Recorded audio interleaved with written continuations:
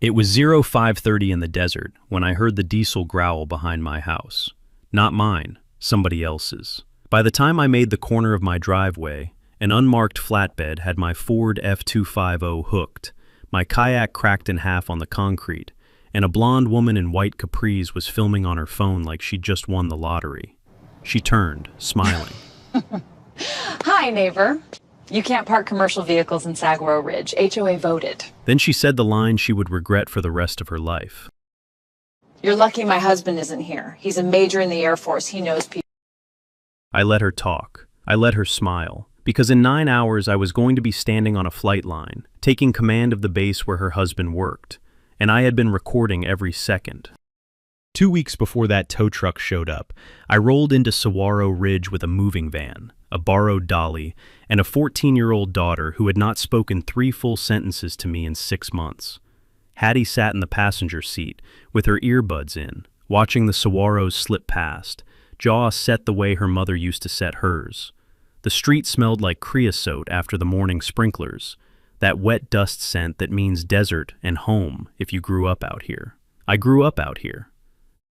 My name is Ethan Marsh, 47, United States Air Force, 2 weeks out from pinning on full bird and stepping into command of the 355th Wing at Davis-Monthan, an installation full of A-10 warthogs and the people who keep them flying. 2 years out from burying my wife. 18 months out from learning my daughter would rather slam a door than say goodnight. I'd taken the assignment because Tucson was where Mara and I had been stationed when Hattie was born. I wanted my kid to remember a place where the 3 of us had been a family before the cancer ate the middle out of us. The neighborhood was a master-planned thing with stucco arches, fake adobe, and HOA bylaws thicker than a base regs binder. The realtor swore the rules were lifestyle, not law. I should have laughed in his face. I drive a 2015 Ford F250, dust-colored, a man's truck, the kind you use because it works. I keep an aluminum toolbox in the bed and a black tarp folded behind the seat. In the garage, I had 2 Honda XR 250s I was rebuilding. Slow, careful work I'd started after the funeral because my hands needed something my brain couldn't sabotage. Hattie sometimes stood in the doorway and watched. She never said anything, but she stood there. Mara had been the one who told me to buy that first XR 250, 20 months before she got sick. She'd handed me the Craigslist printout one Sunday morning, with 3 exclamation points in red pen above the asking price. "You're going to need a hobby when I'm old," she'd said. She had not used the word gone. She had used the word old. That was the gift she gave me on a Sunday morning over coffee, and I'd been spending the last 2 years trying to make my hands deserve it. The first note showed up the second night, white paper, bright pink Sharpie, taped to my windshield. Welcome to Saguaro Ridge. Please relocate your commercial-style vehicle to the garage by 7 a.m. tomorrow. Architectural and Compliance Committee. It wasn't signed by a person. It was signed by a committee, which is how cowards sign things. I parked the truck in the same spot the next morning and went to my temporary office on base. By dinner, there was a second note, stapled to the first, same Sharpie. Final warning. Vehicle violates Section 6.3.b. Fine pending. C. Whitaker, Chair. The signature finally had a name. Charlene Whitaker. Mid-40s, blonde down to her elbows, white SUV, white teeth, and the kind of laugh you could hear from 2 cul-de-sacs over. I'd already met her, briefly, the day we moved in. She'd swung by with a foil-covered banana bread and a long sideways look at my truck, my tarp, my aluminum toolbox. She'd asked what I did for a living. I told her I worked on the base. She'd nodded the way people nod when they hear Walmart. I didn't answer the note. I didn't drive my truck into the garage. I didn't move it an inch. Hattie watched me from the kitchen window the next morning, drinking orange juice, eyebrows up. "Are you in trouble?" she asked. "Not yet," I said. She almost smiled. First time in 3 weeks. I should have known then. A woman like Charlene Whitaker does not stop at a note. She doesn't even stop at a fine. She stops at the moment somebody she's afraid of looks her in the eye, and not a second sooner. But I wasn't going to give her that moment. Not yet. I was going to give her enough rope to braid the whole HOA into a noose. So I started recording.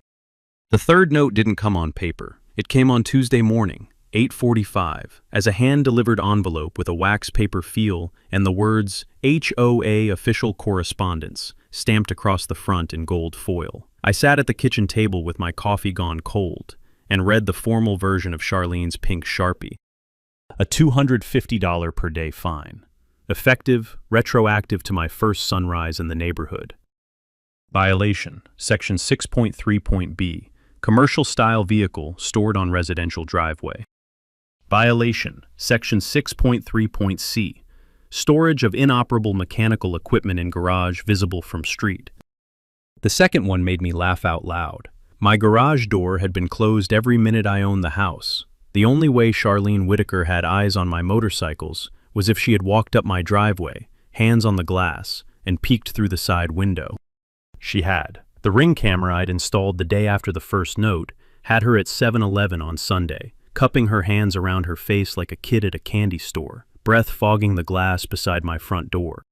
I exported the clip into a folder labeled Marsh/Saguaro Ridge/Evidence and saved it 3 places. Hattie watched me name the folder from the kitchen island. "Dad," she said carefully, "are we going to court?" "We're going to write things down," I said. "That's it for now." She nodded the way she used to nod when she was 8, considering whether she trusted the answer. Then she dropped her granola bowl in the sink and said, "I can help." That was a sentence, a full one, addressed to me, with intent. I almost saluted it.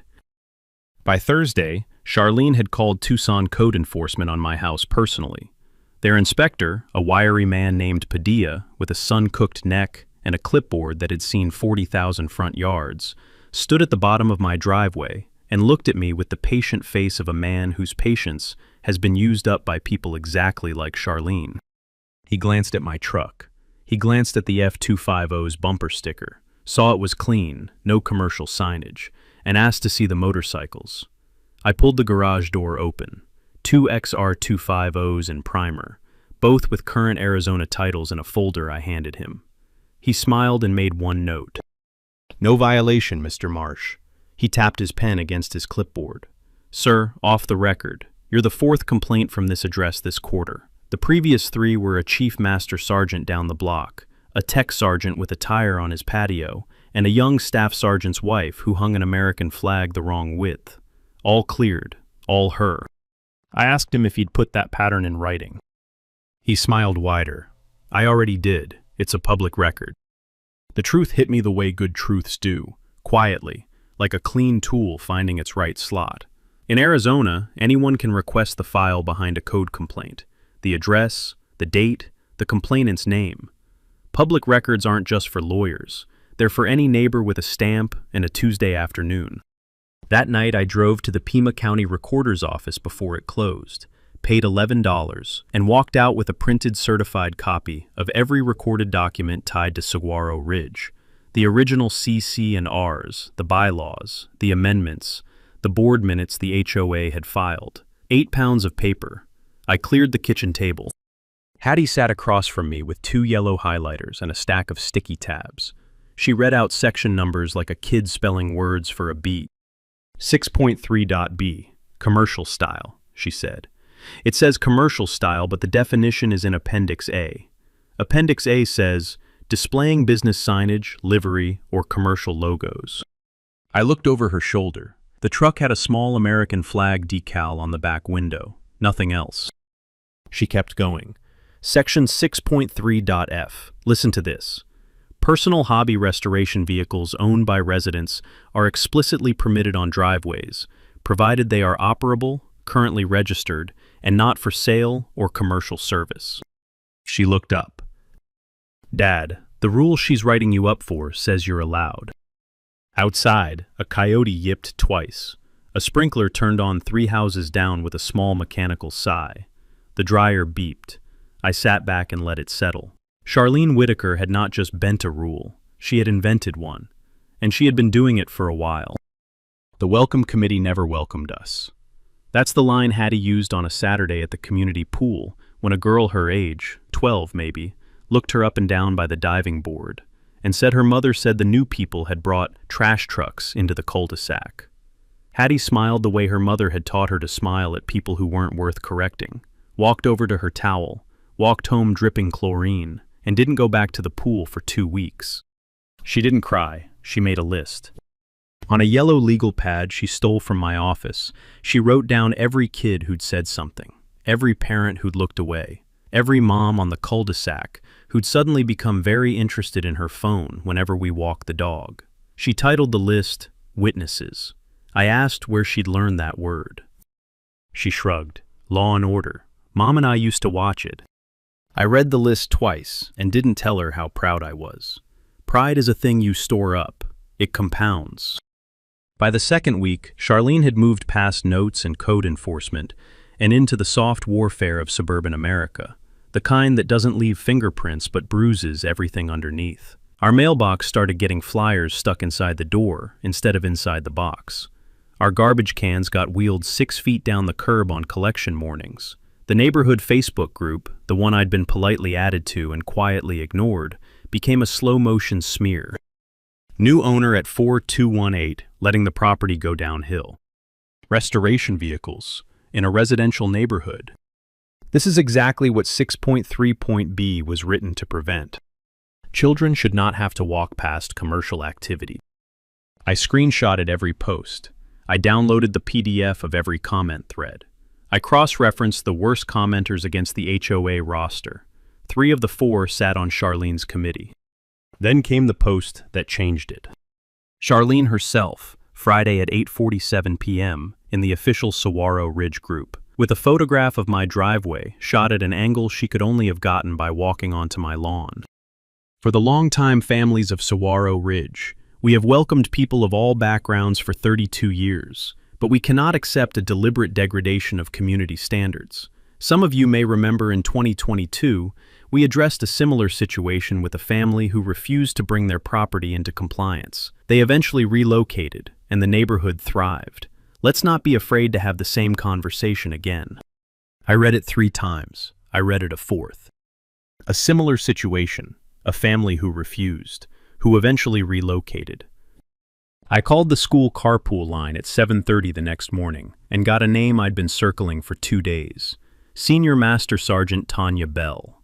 Black, single mother, 3 kids, transferred out of the neighborhood 18 months ago after, in her words, Mrs. Whitaker decided my front yard solar lantern violated the spirit of the community. She'd taken a loss on the sale.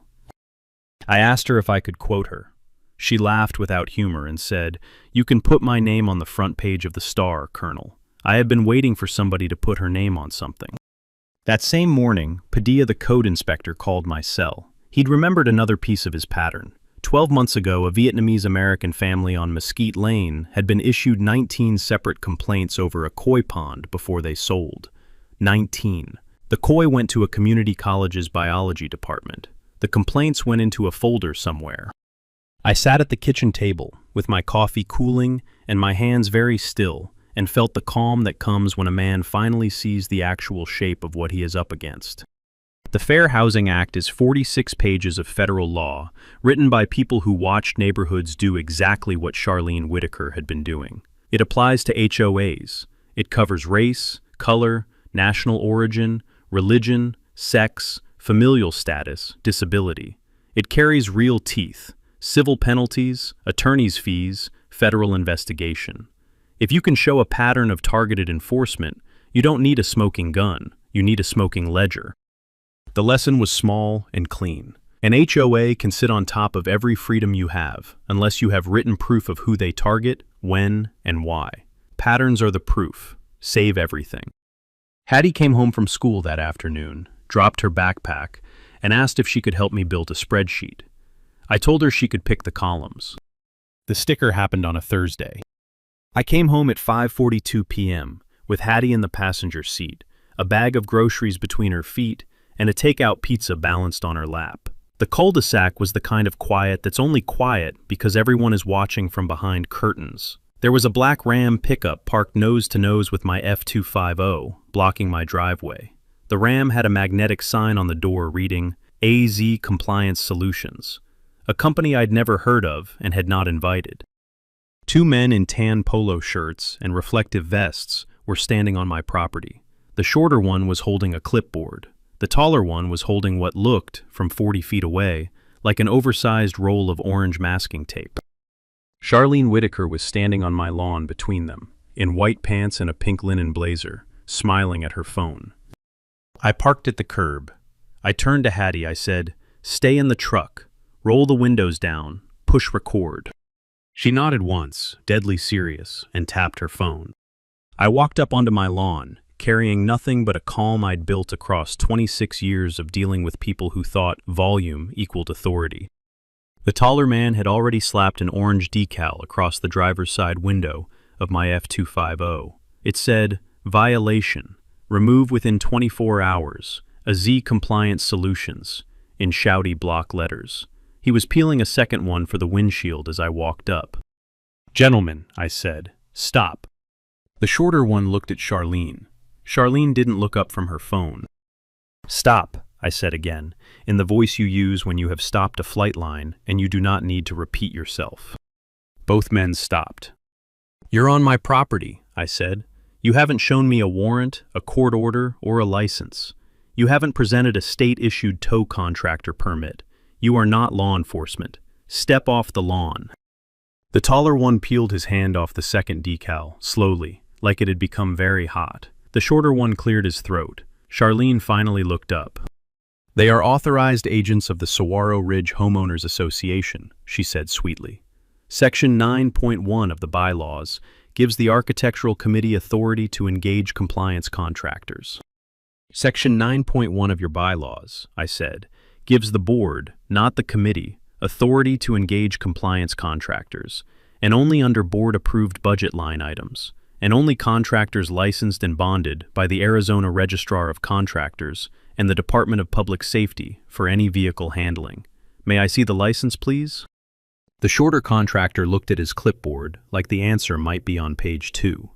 It was not. "Charlene," he said quietly, "we should—" "Show me your contractor's license," I said. "Show me your bond number. Show me the board resolution authorizing your engagement, or step off this property and remove every decal you have applied without authority." Charlene's smile thinned into something dangerous. "Mr. Marsh," she said, lifting her chin, "we were warned you might try something like this. The board has been informed. You are about to find out that this neighborhood does not protect men who think they are above their neighbors." I let that one sit. I let the silence do the work. I let her hear her own sentence bounce back to her from the eaves of the houses around us. 3 different curtains twitched. Hattie, from the truck, in a clear, loud teenage voice, "Dad, I got that on video." The taller contractor cracked first. He pulled the second decal back into its roll, peeled the first decal off the F250 with a slow, sticky sound, looked at his partner, and said, "We're out, dude."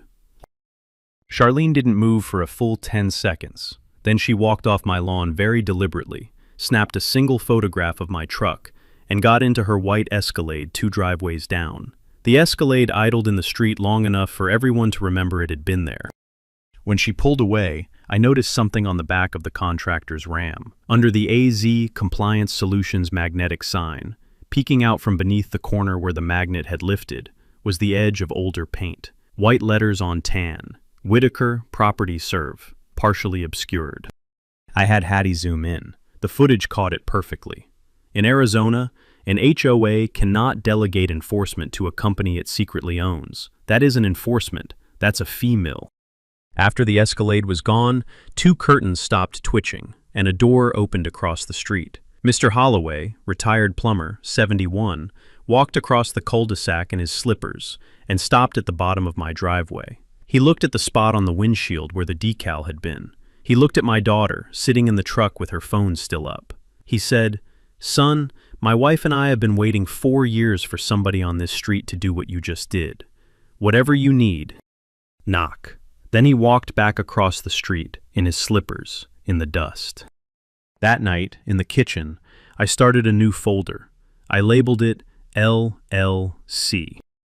The Arizona Corporation Commission is not a sexy website.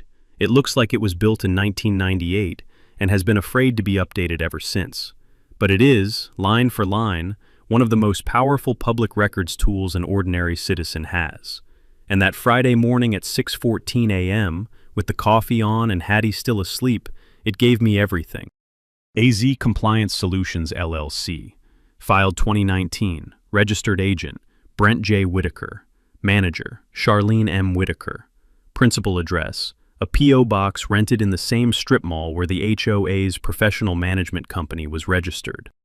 The HOA's professional management company, when I pulled it, turned out to be a single-member LLC. Sole member, Charlene M. Whitaker. I sat at my kitchen table looking at the screen and felt something deeper than satisfaction. It was the steady quiet of a piece slotting exactly where you knew it would slot, but had refused to assume. For 4 years, Charlene Whitaker had been the architectural enforcer who handed out the violations, the management company that processed the fines, and the compliance contractor who slapped the orange stickers and collected the towing fees. She had built a closed loop where she wrote the rules, judged the rules, fined the rules, and pocketed the rules. The HOA had been paying her, through 3 different entities, for the privilege of being terrorized by her. I pulled the HOA's annual budget, filed with the Pima County Recorder per Arizona statute. 4 years of compliance and enforcement contractor services. $42,200, $46,800, $48,900, $51,300, $189,000 in 4 years to a contractor that did not exist anywhere except inside her own mailbox. I made a spreadsheet. Hattie woke up at 7 and made me a second cup of coffee without being asked. By 8, I had cross-referenced every violation issued by AZ Compliance Solutions LLC over 4 years. 241 violations. 193 of them issued against 31 households. 26 of those 31 households had at least one active duty service member living there. 14 were junior enlisted, E4 through E6. The remaining 5 were retirees on fixed incomes. The Tucson neighborhoods that surrounded Davis-Monthan were full of military families because that was the geometry of the city. But Saguaro Ridge wasn't on the perimeter. Saguaro Ridge had a smattering of military families, maybe 1 in 5 homes. To get a 200 violation list that landed 80% on military households, you had to be sorting on purpose. She had been picking on the kids on her husband's base. While riding around in a white Escalade, her husband's paycheck helped pay for. While her husband, somewhere on that base, signed off on facilities work for the very airmen she was bleeding. I looked at the spreadsheet for a long time. Then I closed my laptop with the kind of careful click you give a closing weapon. Hattie, behind me with a piece of toast, said, "Dad, what's the plan?" I turned around. I let her see me smile. I said, "We are going to give your mother's neighborhood back to the people who actually live in it." By Monday morning, the kitchen table looked like a war room, and Hattie had organized the exhibits in 3-ring binders, the way her mother used to organize tax receipts, chronological, color-coded, with a printed table of contents in the front. She was wearing one of my old Air Force PT shirts, and there was something in her shoulders I hadn't seen since before the funeral. Purpose. The thing teenagers will not pretend to have. You can only let them find it. I drove to the base in the F-250, still sticker-free, still unmoved from where it always lived. The 355th Wing Legal Office is a beige building with a flagpole, 2 pots of dying marigolds, and a captain named Reina Castellanos, who has the patience of a saint and the precision of a forensic accountant. I dropped a 4-inch binder on her desk, and she lifted the cover with 1 finger. "Sir," she said carefully, "this is a lot." "This is the easy part," I said. "Wait until you see what's coming." We spent 3 hours walking the documents. She made tabs. She made margin notes. She asked the questions JAG attorneys ask in the voice JAG attorneys use. Flat, surgical, and quietly delighted to find something this clean. By noon, she had drafted 3 letters. 1 to the HOA board on my behalf. 1 to the Arizona Department of Real Estate, which regulates community managers. 1 to the Office of the Attorney General, Consumer Protection Division. She looked up. "Sir, may I ask, is the management company member personally known to you?" "She's filed compliance violations against me for 2.5 weeks. Captain Castellanos let one corner of her mouth tilt. "I am going to enjoy this letter." By Tuesday afternoon, I was in the IG's office. The Inspector General is the quiet, terrifying part of any military command, the office that protects the troops from the command itself, and the command from itself. I laid out the evidence: selective enforcement, targeting of junior enlisted families, a spouse of a sitting commissioned officer running a fee mill against junior airmen, potential ethics violation if Major Whitaker had any knowledge of, or financial benefit from, his wife's operation. The IG, a colonel I'd known by reputation for 6 years, said the sentence you only ever want to hear from an IG: "We'll handle our side." By Wednesday, I was at Office of Special Investigations. They are the federal agents who wear khakis and never raise their voices. They took the spreadsheet. They took the LLC filings. They took the Facebook posts. They asked me one question: "Colonel, do you want this loud or quiet?" "I want her to hear it before the news does," I said. Major Whitaker deserves the chance to be the kind of officer who chose right. They nodded once. They left. By Thursday, I was at the Tucson Police Department's Financial Crimes Unit, sitting across from a detective named Roberto Vega, who had a coffee mug that said, "World's Okayest Dad," and a binder of his own that was already 4 inches thicker than mine. He had opened a file on AZ Compliance Solutions LLC 9 months ago, after a Saguaro Ridge widow complained about being towed off her own driveway. He had been waiting for somebody to bring him the rest. He looked up from my exhibits with the expression of a man who had just been handed Christmas. "Colonel," he said, "are you available Saturday week at 6 p.m.? "That's the HOA General Meeting," I said. "That's the HOA General Meeting," he agreed. By Friday morning, the neighbors had started knocking. Tech Sergeant Owens from 2 doors down, who had been fined $3,200 over 4 years for offenses that ranged from garden gnome inconsistent with community aesthetic to child's basketball hoop visible from street. Mrs. Renteria, a widow whose late husband had been the Chief Master Sergeant Padilla had mentioned, who had been towed twice in 18 months and lost both tires to improper attachment of the boom. Master Sergeant Cole, retired, who had been threatened with a special assessment so steep he'd nearly sold the home he'd lived in since 2007. Each of them gave Captain Castellanos a sworn statement. Each statement went into Hattie's binders, in chronological order, with a printed table of contents. KGUN9's investigative producer agreed to send a single camera to the meeting Saturday week. I stood in my garage Friday night, with the door rolled up and the desert cooling toward fall, looked at the 2 XR250s in their primer coats, and felt my hands stop trembling for the first time in 18 months. I had work to do. I had a job to take command of in 9 days, and I had one Karen to introduce to the actual size of her mistake. Hattie came out with 2 glasses of iced tea and sat on the workbench beside me without asking permission. She was wearing Mara's old denim jacket, the one with the patch from Aviano on the sleeve, and she had been wearing it for 3 days. She watched me set the torque wrench down on the bench. She said, very quietly, "Mom would be loving this." I did not answer her. I did not need to. I just put my arm around her shoulders, and we looked at the motorcycles together. And for the first time since the funeral, the silence between us was the good kind of silence, the kind that doesn't ask anything of you, the kind that just sits there and lets you breathe. It rained Sunday afternoon, which never happens in October in Tucson, which is how Hattie knew something was wrong. The desert smelled like wet rock and creosote. The driveway was darker than I'd ever seen it. I was on base at the change of command rehearsal, watching airmen run their formations in damp flight suits, when my phone buzzed 3 times in a row. Hattie, Hattie, Hattie. "Dad, they're here again. The tow truck. The orange shirt guys. She's with them. They have a flatbed."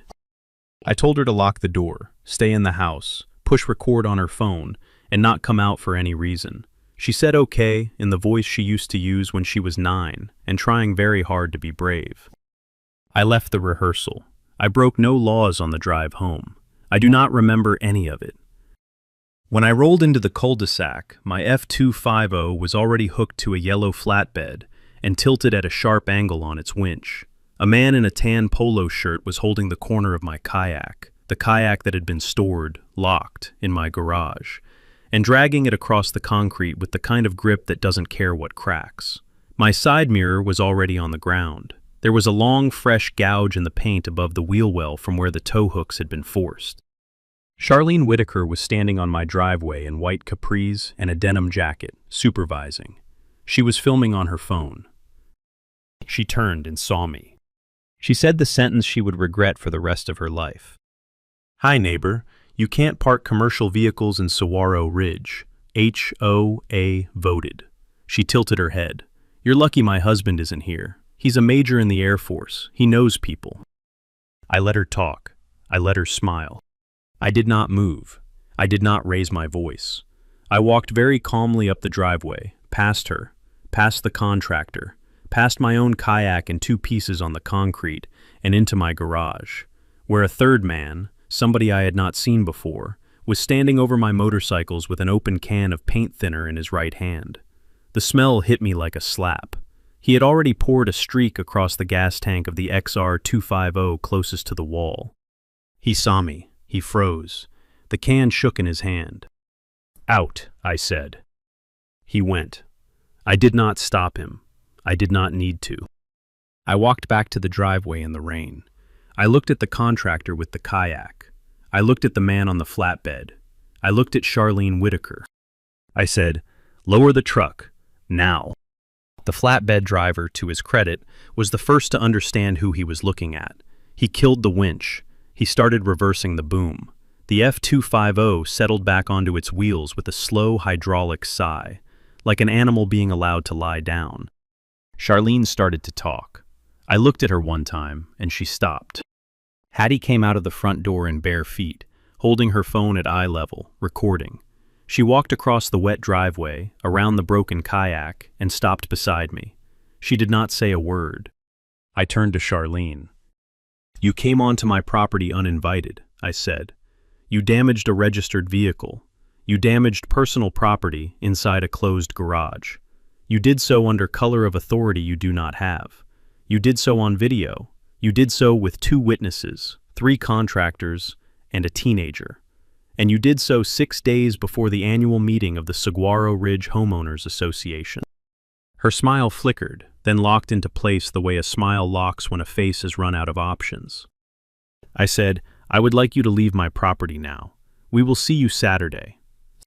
She left. The flatbed left. The orange shirt men left. The rain kept falling. Hattie lowered her phone. She looked at the kayak. She looked at the gouge in the F250. She looked at the puddle of paint thinner on the garage floor. Then, in a voice she had not used since she was 11, she said, "Dad, I want her to lose everything." I put my hand on the back of her neck the way Mara used to, when our kid needed steadying. "She will," I said. "She just doesn't know it yet." Brent Whitaker came to my front door on Wednesday at 6:42 p.m., in a wrinkled khaki shirt, no rank, no insignia, holding a manila folder with both hands, the way a kid holds a permission slip he hasn't been able to forge. Hattie saw him first through the side window, said "Dad," and then went upstairs without being asked. She knew the look of an officer who had come to confess something. She had grown up in our living room. I opened the door. He was 43, lean, blue-eyed, with the kind of haircut that says somebody on this base outranks me, and I respect that. He looked at the truck on my driveway. He looked at the kayak, taped together now in 3 places, leaned against the side of the garage. He looked at me. "Sir," he said, "Major Brent Whitaker, Civil Engineering Squadron. I would like to speak with you off the record before you take command on Friday." I let him in. He sat at my kitchen table with his hands held, as if he had a hat on his knee, and he laid the manila folder in front of me without opening it. "Sir," he said, 3 days ago my wife told me she had filed a compliance action against the new neighbor at 4218. Last night I saw the incoming commander photo packet circulated at our staff meeting. I recognized your name immediately, because she had said it twice over dinner. I want to be very clear, I did not know about the LLC. I knew she ran the architectural committee. I knew she did the management work. I did not know she owned the compliance contractor. I learned that 2 hours ago, when I opened her laptop without permission. He pushed the folder forward. That's a printout of her email account from the last 4 years. I will face whatever I have to face for accessing her account without consent. I have already informed my squadron commander. I am here to give you what I have. I did not open the folder. Not yet. Major, I said, why are you doing this? He looked at his hands. Because my father was an E4 in 1989, he said quietly. Because the families she was bleeding are the families I am supposed to serve. Because I took an oath. And because when my wife said the words, commercial vehicle, at dinner 3 nights ago, I should have asked the next question, and I didn't. And now a man under my command, under your command, sir, is going to have to read about it in the newspaper. I let that sit. Then I said, Major, I am not your judge. Your wife is not your fault. Your silence at the dinner table was your fault, and you've already walked it up the chain. You'll meet with IG. You'll meet with OSI. You will tell them everything. You will not retaliate against your wife in any form. You will not interfere with the meeting on Saturday. You will sit in the room and you will listen. Do you understand? Yes, sir. You are dismissed. He stood up. He paused at the door. He turned around. Sir, one more thing. She tried to bribe a Tucson code inspector this morning. She offered him $3,000 to backdate a waiver for your driveway. He said no. He recorded the call on his city-issued phone. It's already with PD. I looked at him. Major, get some sleep. You are going to need it. He left. The folder stayed on my table. I opened it after Hattie had gone to bed. The emails were exactly what I'd expected, and a little worse than I'd hoped. Charlene to her management LLC, instructing herself to issue fines.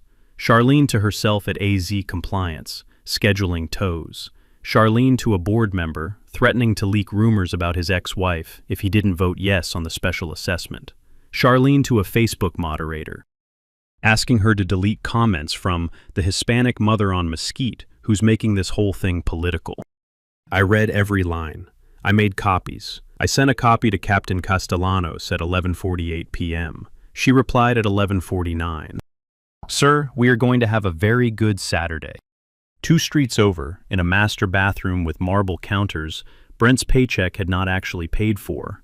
Charlene Whitaker was sitting on the closed lid of her toilet in her bathrobe, scrolling through her contractor's phone calls, her hands shaking, trying to call the man who had towed my truck and getting his voicemail 4 times in a row. She did not know what her husband had done.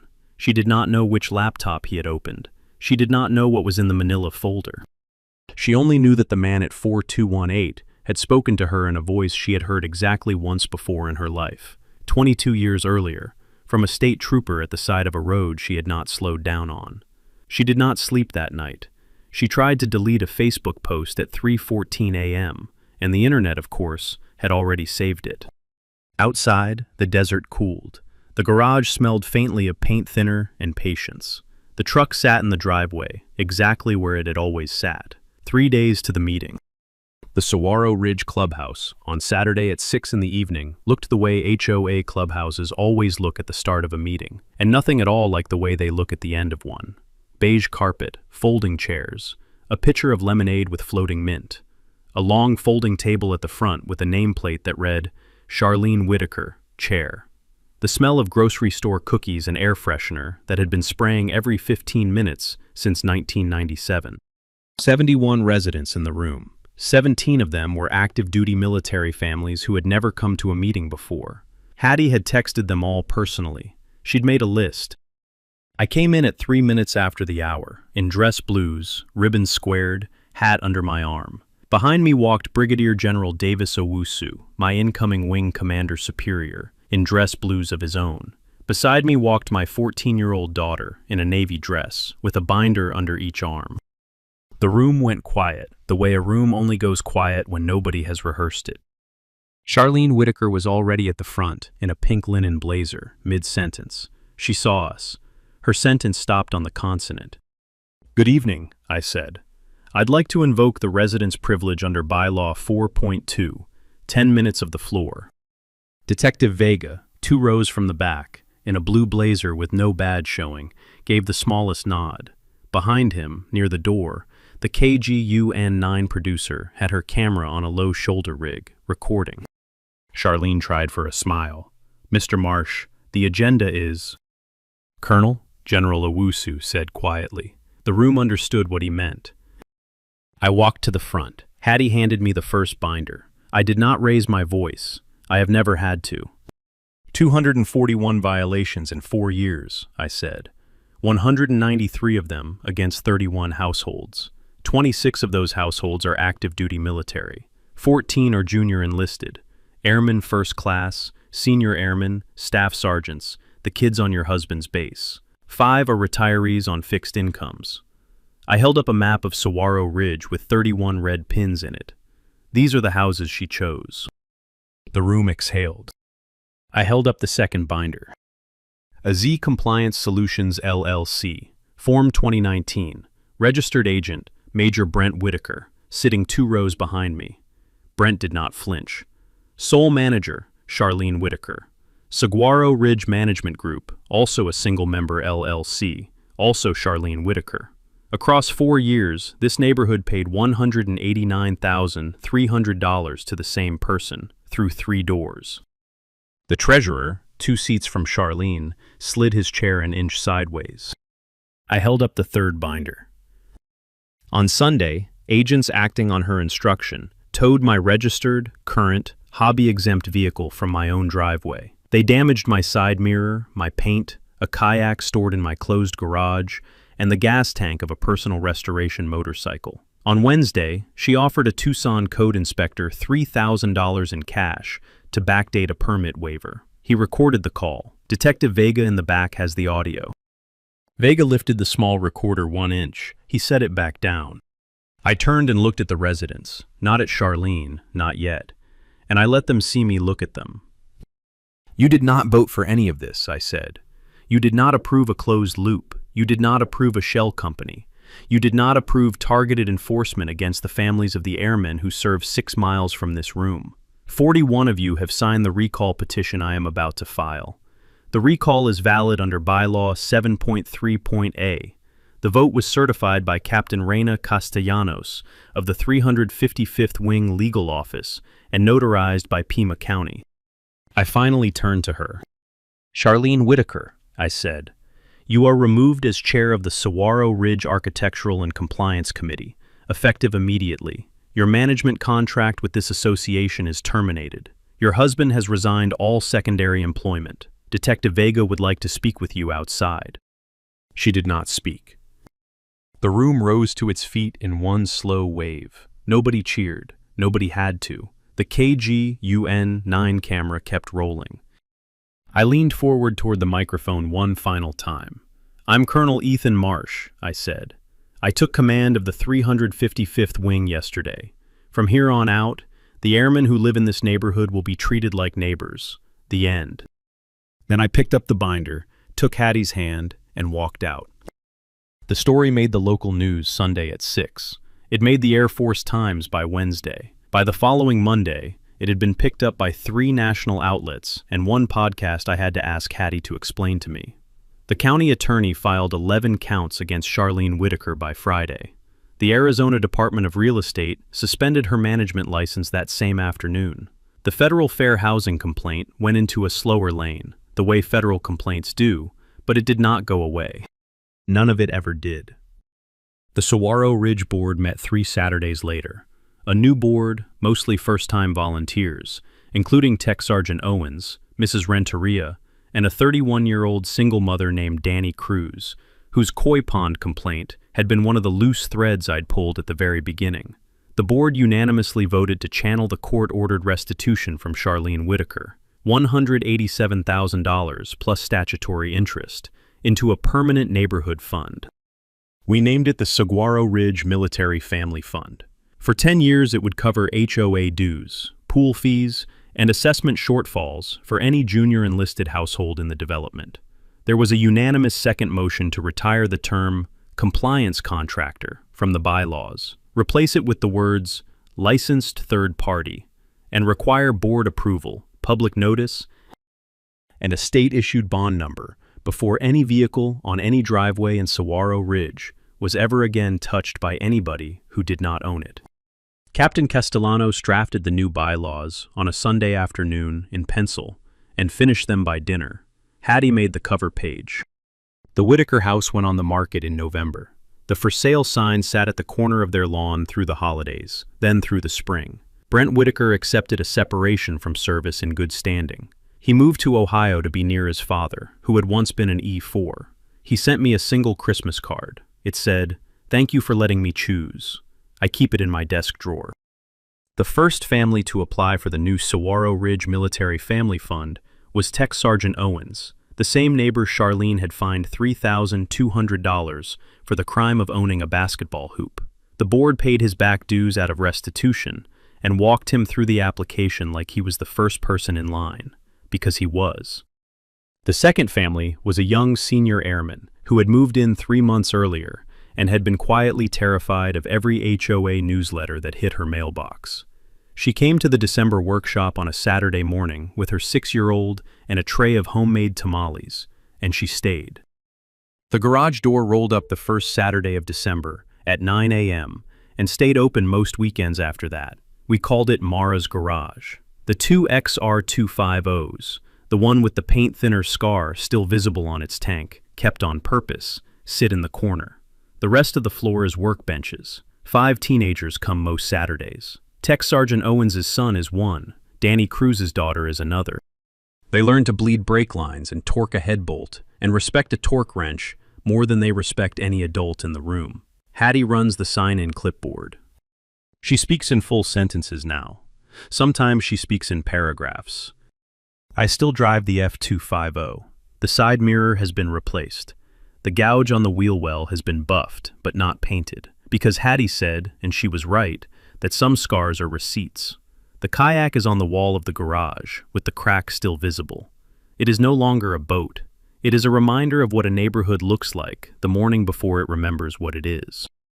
If you've ever had an HOA Karen come for your truck, your flag, your fence, or your kid, comment below with your state and the one rule she invented out of thin air. I want to read every one.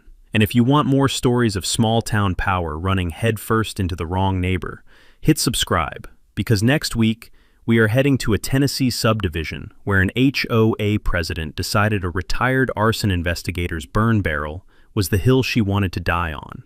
She picked the wrong hill. What Charlene Whitaker did not understand, and what most petty tyrants have never understand, is that real authority almost never looks like a pink blazer and a clipboard. It looks like a Ford F-250 that stayed parked in the same spot for 2.5 weeks, while the man behind it quietly pulls every public record, every LLC filing, every Facebook screenshot, and every meeting minutiae the state of Arizona will release for the $11 at the county recorder's window. She thought volume was power. She thought paper was. Paper wins. It always wins. Because paper does not get angry and paper does not need to raise its voice. If you ever find yourself on the wrong end of an HOA Karen, even charming one, even a church-going one, even one married to someone important, write text, every email, every ring clip, the documented truth will save you, your truck, your neighborhood, and the people next door who didn't know they were waiting for somebody to go first. If the story hit home, drop your own HOA nightmare in the comments. Hit your state, the one rule she invented out of thin air. Subscribe for next week's a Tennessee fire investigator and a burn barrel war that ended a 12-year HOA reign. See you on the next one.